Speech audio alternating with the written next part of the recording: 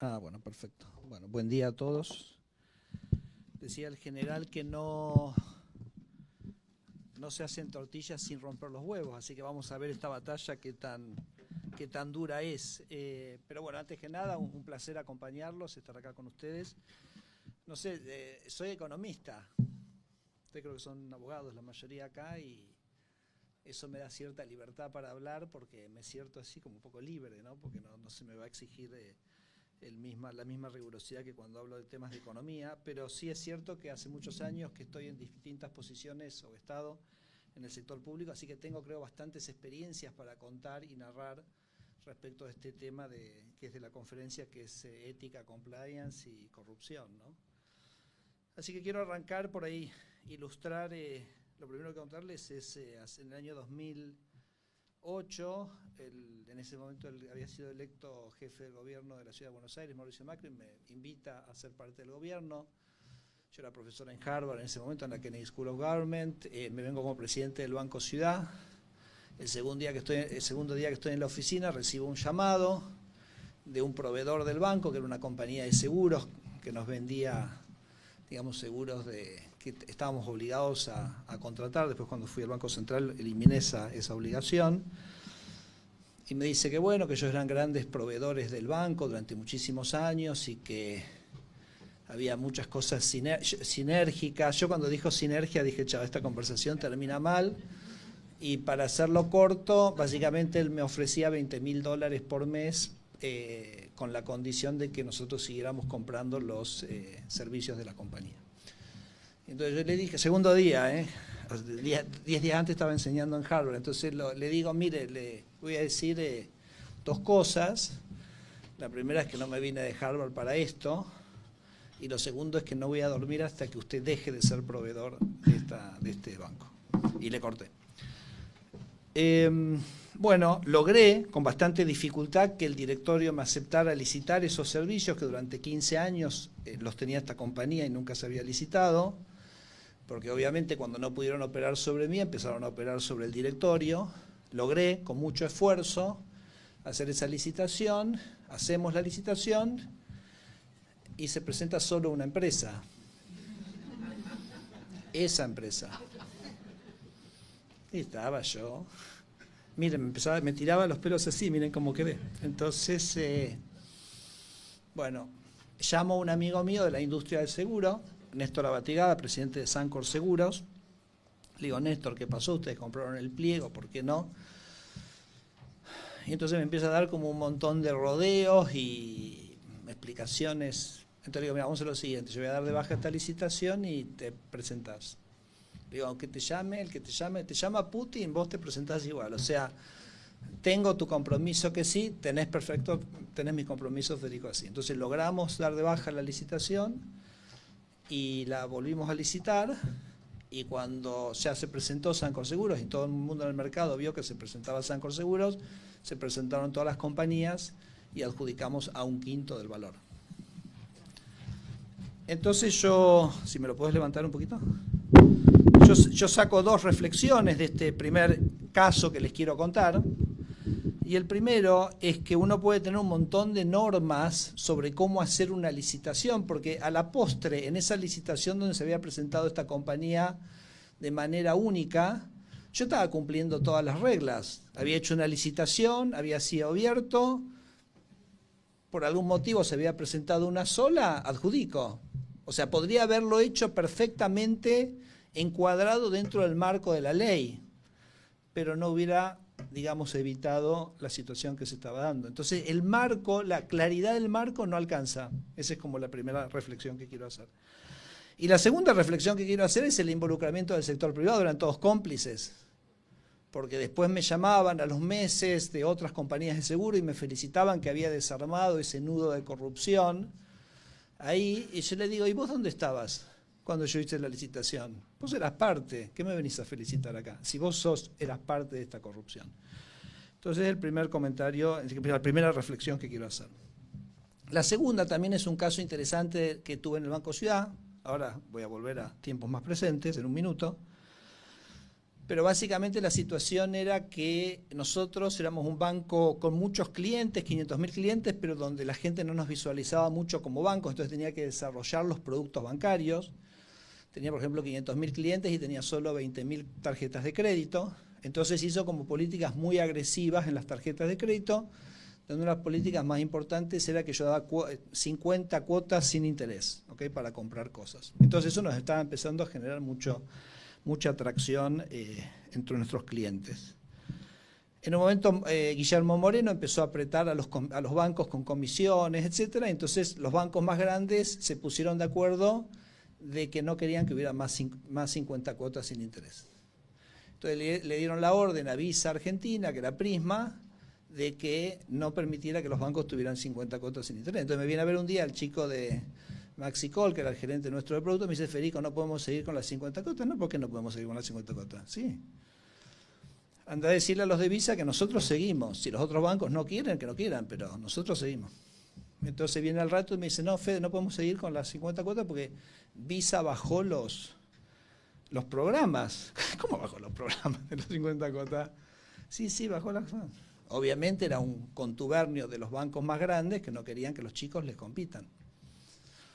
Entonces lo llamo se los voy a teatralizar un poco para hacerlo más divertido, lo llamo al presidente de Visa, que se llama Luis Schwimmer, y le digo 50, y él me dice 12.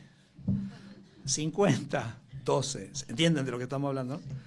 Entonces le digo: mira, si vos no me das 50, yo me voy a ir de acá y voy a hacer una denuncia en la defensa de la competencia, porque esto obviamente es una práctica anticompetitiva de los bancos a través de Prisma o Visa Argentina para que no podamos competir.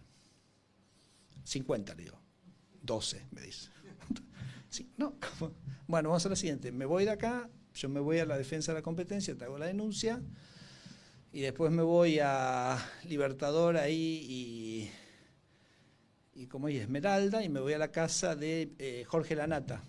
Y le voy a decir que este fin de semana explique esto en el programa, ¿se acuerdan? PPT, no me acuerdo cómo se llama, y cuente de esto. Así que le digo 50. Me dice 12. ¿Okay? 12.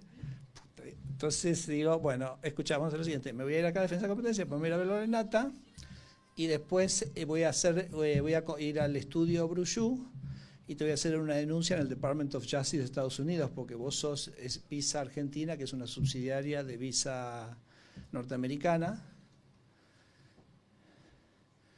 por violación de la ley antitrust. No sé si podía o no, si legalmente vale o no, pero lo dije.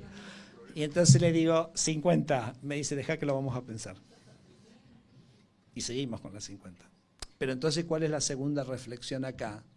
Que nuestras instituciones no funcionan. Porque cuando yo amenacé con defensa de la competencia, que eran los instrumentos legales que yo tengo local para ir contra eso, al tipo le pareció que no era absolutamente nada, adelante, y solamente cuando amenacé con el Department of Justice de Estados Unidos sí tuve un quiebre de eso. Bueno, segunda reflexión, el rol de nuestras instituciones. Vengo más para acá. ¿Qué hacemos cuando la ley es la corrupción? Mi tercer punto, la ley es la corrupción. Y se los voy a ilustrar con un ejemplo, porque ahí ya nos desconcierta, ¿correcto? Acuérdense que yo soy economista, ¿no? Así que nos desconcierta. Entonces se los voy a ilustrar con un ejemplo que es la ley 13C064, que es la ley de obras públicas, 78 años en vigencia. La ley de obras públicas construía lo que el presidente Milei llama la Cámara Argentina de la Corrupción en la ley. O sea, teníamos la corrupción gestionada a través de la ley, a la vista de todos, ¿eh? Cuando yo le comenté esto que les voy a comentar ahora a Javier Milei, me dijo: Federico, ¿pero esto hace cuántos años está? Hace 70 años. Me dijo: no te vas a dormir sin cambiar esto. No te vas a dormir hoy sin cambiar esto. ¿Y cómo funcionaba esa corrupción en la ley de obras públicas? A través de un sistema, un registro de obras públicas. Ese registro de obras públicas tenía lo que se llamaba una capacidad constructiva que se le daba a cada empresa. Imaginen, por ejemplo, que ustedes tienen $100 millones de obra pública a asignar. Bueno, qué fácil que es organizarlo. Dicen que la capacidad constructiva de cada empresa es 10. Y entonces, ¿qué pasa? Que inexorablemente le toca 10 a cada una de las empresas de los 100. Con lo cual la empresa ni siquiera tiene que competir. Nada, porque sabe que en algún momento si no gana la primera round, gana el segundo, gana el tercero, gana el cuarto, gana el quinto. Pero esa es la ley.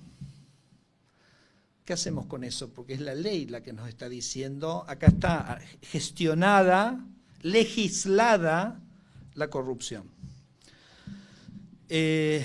Bueno, entonces es interesante, ¿no? Porque la ley es la fuente, por eso creo que hay un jurista muy famoso que se llama Grant Gilmore, no sé, creo que era profesor de Yale, y él decía, cuanto más esa famosa frase, cuantas más leyes, menos justicia, y cuando en el infierno lo único que hay es leyes. Okay, decía, tenía esa famosa frase. Y también me hacía acordar, se lo comentaba ayer a Alejandro, que es un abogado colaborador mío, le comentaba este libro, no sé si lo conocen, Calle Este Oeste. La verdad que este es el libro, una novela para abogados, porque básicamente es la historia de dos juristas, Lauterbach y Rafael Lemkin, los dos del pueblo de Lviv, que hoy está en Ucrania, en ese momento parte del Imperio Austrohúngaro.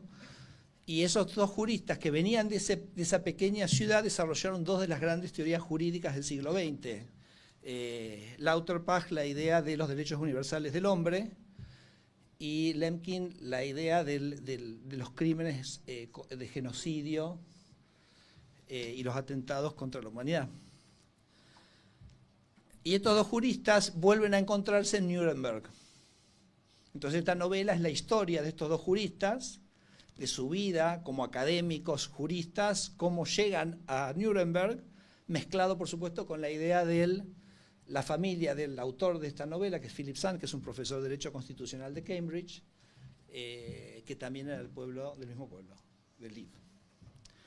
Y estos dos juristas tenían un gran choque entre ellos, porque lo que decía Lauterbach es que la idea del genocidio era una idea que era totalmente contraria a la de los derechos universales del hombre, porque parte de la idea de segmentar, parte de la idea de considerar que hay grupos que son diferentes entre sí, cuando la idea central de los derechos universales del hombre es que todos somos todos iguales. ¿No? Entonces, fíjense cómo para Lauterbach ese concepto jurídico generaba un criterio que iba en contra de lo que él éticamente pensaba debíamos defender, ¿no? Entonces tenemos esta idea de la ley eventualmente generando, digamos, y sobre todo en un país como Argentina. Nosotros, ustedes saben que durante 2 años encerrado en la oficina de la Universidad de San Andrés con un grupo de 4 estudiantes de Derecho de San Andrés, con el gran amigo Ricardo Ramírez Calvo y otro economista, también de San Andrés, revisamos todas las leyes de Argentina.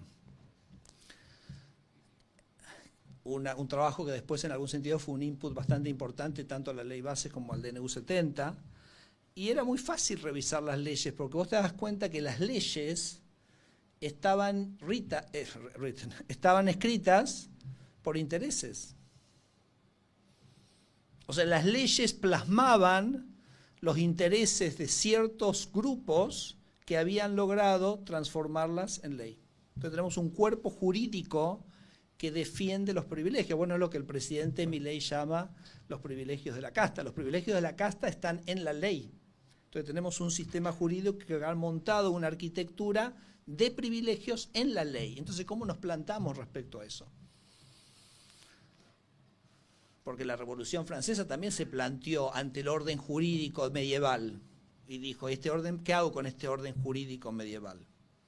Tengo que defender este orden jurídico medieval, tengo que desafiar este orden jurídico medieval. ¿Está? Entonces, bueno, se los dejo un poquito como una provocación. Yo les dije a las organizadoras, voy a ser provocador, ¿ok?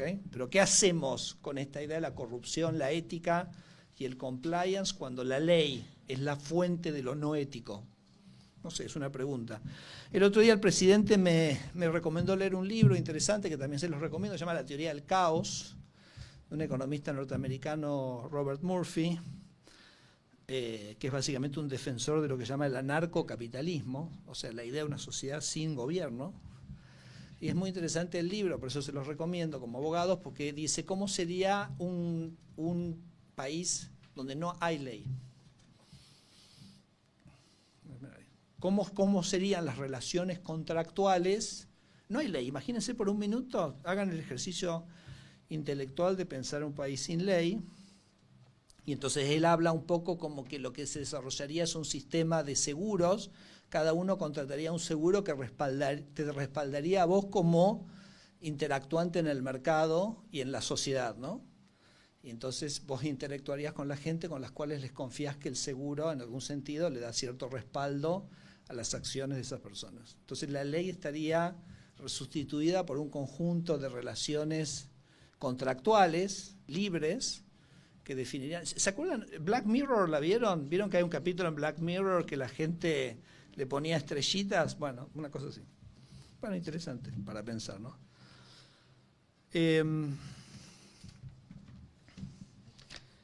Bueno, así que tenemos un problema y ¿cómo hacemos para lidiar con estos temas de ética y compliance cuando el problema está en la ley? Tercer punto.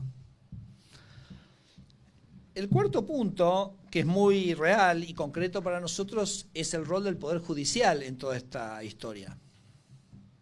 Entonces les voy a dar un pequeño ejemplo.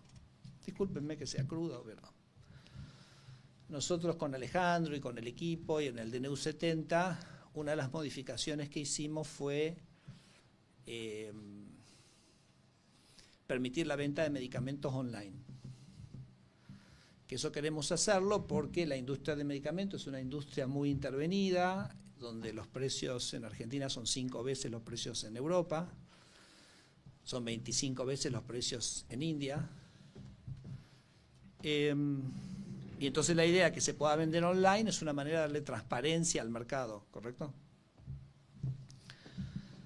Bueno, mucho miedo, nadie que lo quería hacer, nadie que quería dar ese primer paso. Finalmente Mercado Libre pone a disposición de las farmacias una plataforma para venta online y logra convencer a 4 farmacias de barrio para que se sumen. A los 2 días una de las farmacias se baja. Qué curioso. Empezaste a vender, lo llamo, y ¿cómo te fue? No, vendí bárbaro, me dice. Vendí bárbaro. ¿Y? No, es que me llamaron. Me llamaron y me dieron 1 hora para que me baje. 1 hora, me dieron para que me baje. Bueno, listo, vamos a denunciarlos. No puedo denunciar. Yo, Federico, entiendo la pelea que estás dando, pero yo hace 40 años que vengo armando este negocio. Tengo mi familia, tengo que mandar a los chicos al colegio. Yo no puedo ser el cadáver, digamos, la víctima en esta batalla. ¿Ok? Te pido disculpas, entendeme, listo, perfecto, entiendo. Y si lo denuncio tampoco puedo, porque me van a bloquear. Otros más aguerridos quedaron, a los 2 días me mandaban cómo de las droguerías le habían cancelado el crédito y cortado todo el suministro y obligado a pagar todo el crédito inmediatamente.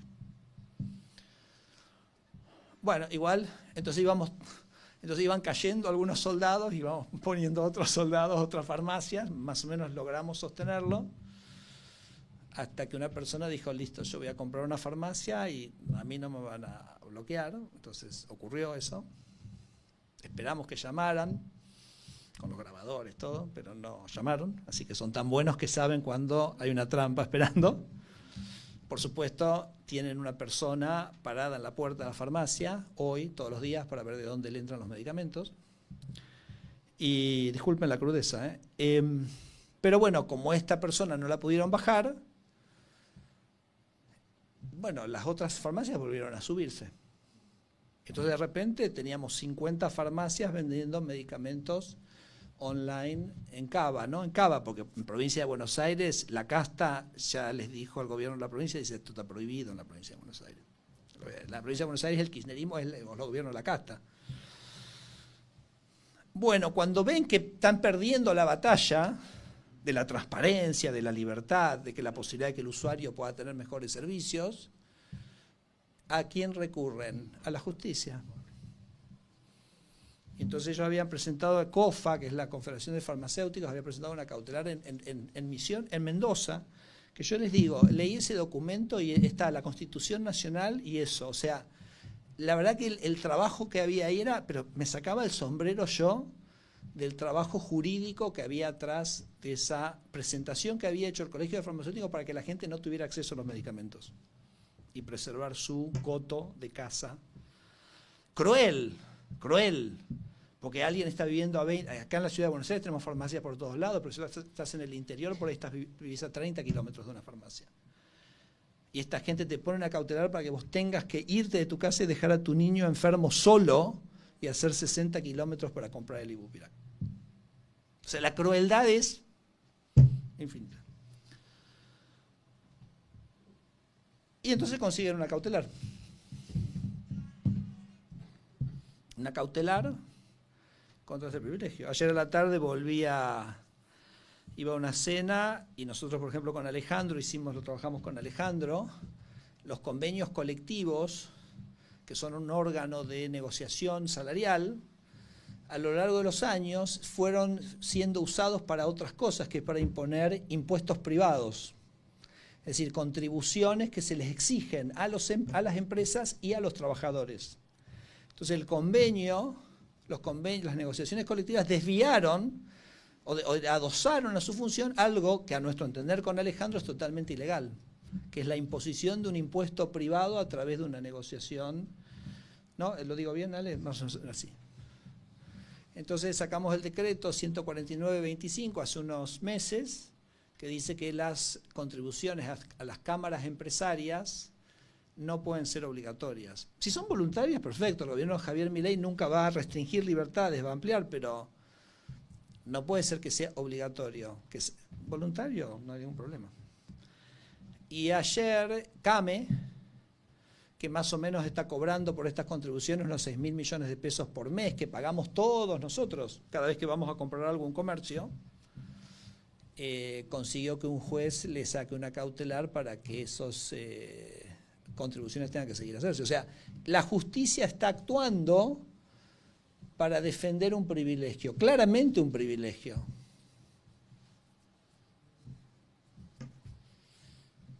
Chan, ¿qué hacemos? Complicado, ¿no? Entonces me puse a estudiar, ¿no? Y charlando con Alejandro, etcétera. Digo, ¿cómo hizo la Revolución Francesa con esto? Descartamos las cosas más extremas, ¿no? O sea, pero es interesante, porque imagínense, la Revolución Francesa quería cambiar un régimen, y ese régimen tenía su aparataje jurídico, tenía sus jueces, tenía sus leyes, tenía sus normas. Y es muy interesante porque una de las cosas que hizo la Revolución Francesa fue escribir los códigos. Y también lo hizo Napoleón. O sea, Napoleón, ¿por qué escribe los códigos? Para limitar a los jueces, limitar la discreción de los jueces.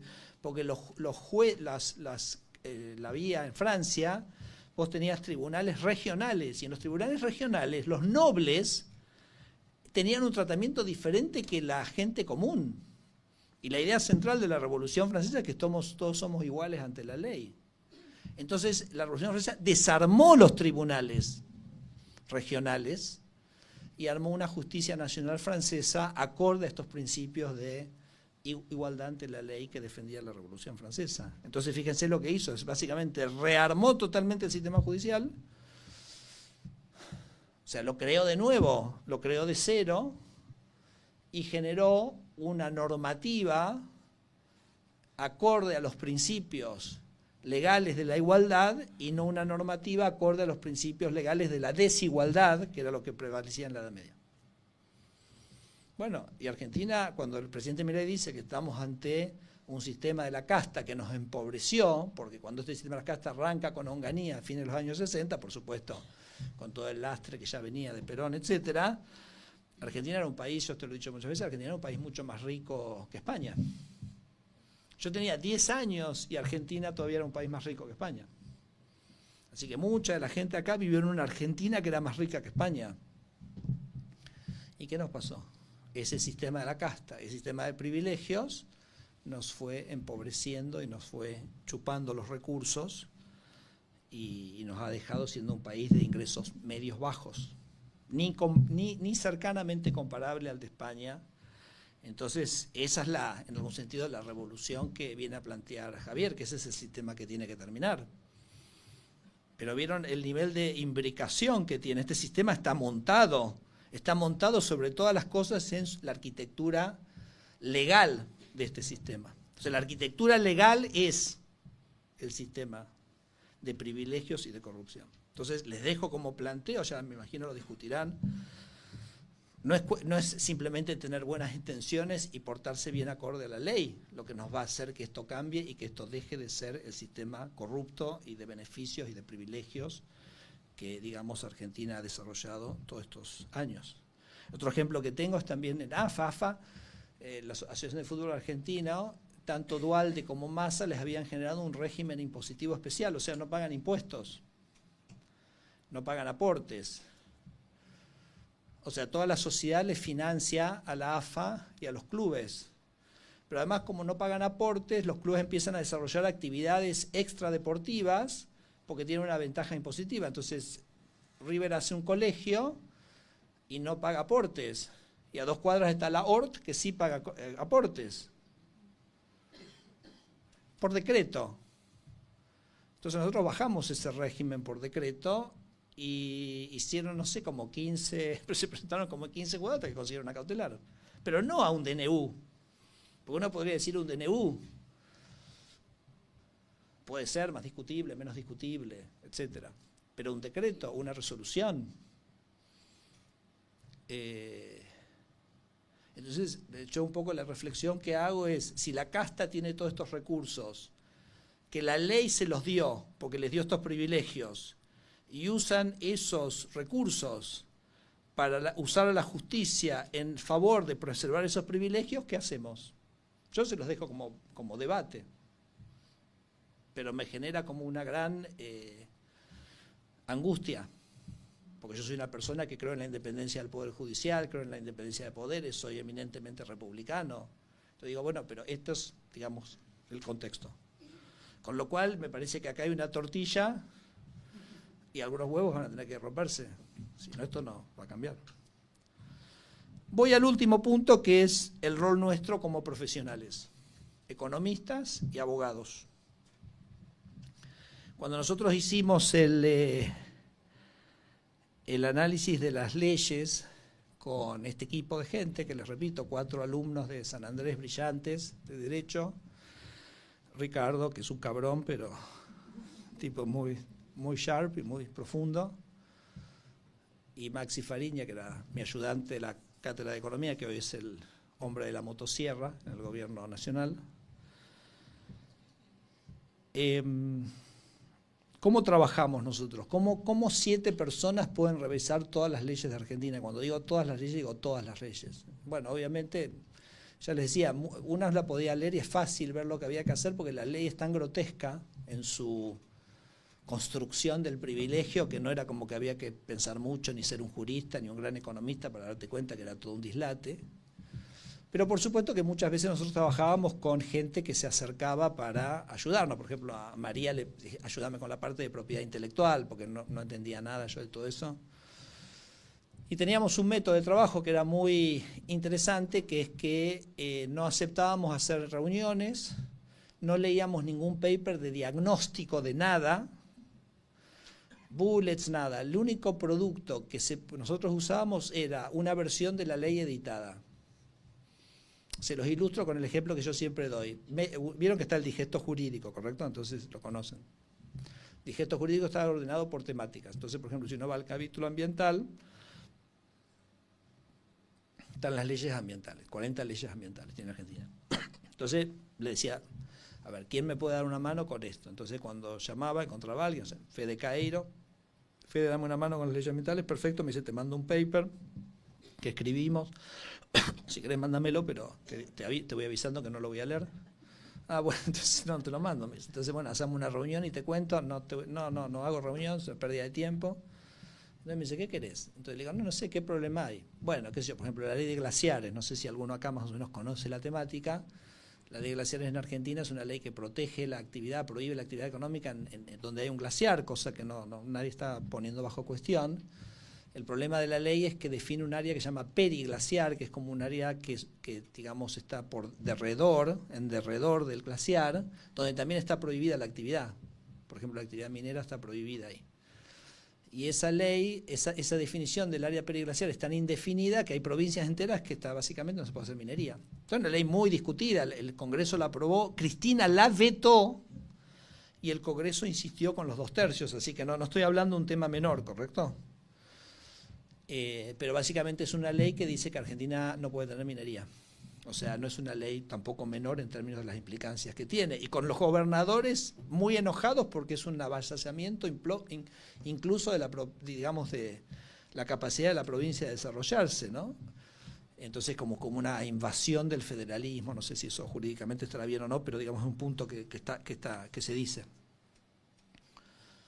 Entonces le digo, bueno, listo, hay que redefinir ese área periglaciar, es un debate que está ongoing, vieron que Argentina está como en el comienzo de un boom de minería, mándame la ley editada, y entonces el equipo lo que hace es revisa eso. Y eso a nosotros, cuando uno llegaba a ese punto en la conversación, el 70% de la gente desaparecía.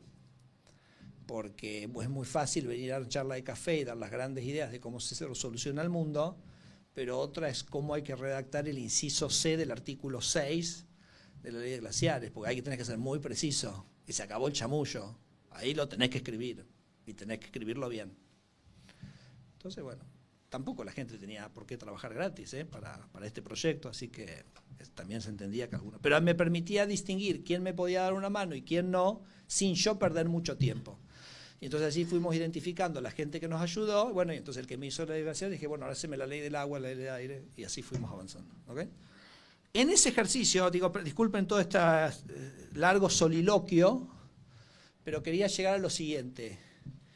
Ningún estudio jurídico de renombre me sirvió. No logré nunca de ningún estudio jurídico de renombre nada de utilidad a esta tarea. Que obviamente nosotros trabajábamos con una idea central, que era desregular la economía, darle más libertad, eliminar todos los cotos de casa, todos los privilegios, etc. No logré un solo input útil de nadie que viniera de los grandes estudios, porque me di cuenta que ellos eran parte del negocio. Si me mandaban cosas que me la complicaban más todavía. No, flaco, no es esto lo que quiero. No que me la compliquen más, quiero más libertad, no menos libertad, quiero un sistema más sencillo, no un sistema más complejo. Por eso al final la gente que me ayudaba, yo lo llamo, eran las víctimas. O sea, aquellos que eran víctimas de este sistema, esos eran los que verdaderamente me pusieron sobre la mesa las soluciones en muchos casos, ¿no? Y yo creo que... nos genera un debate ético.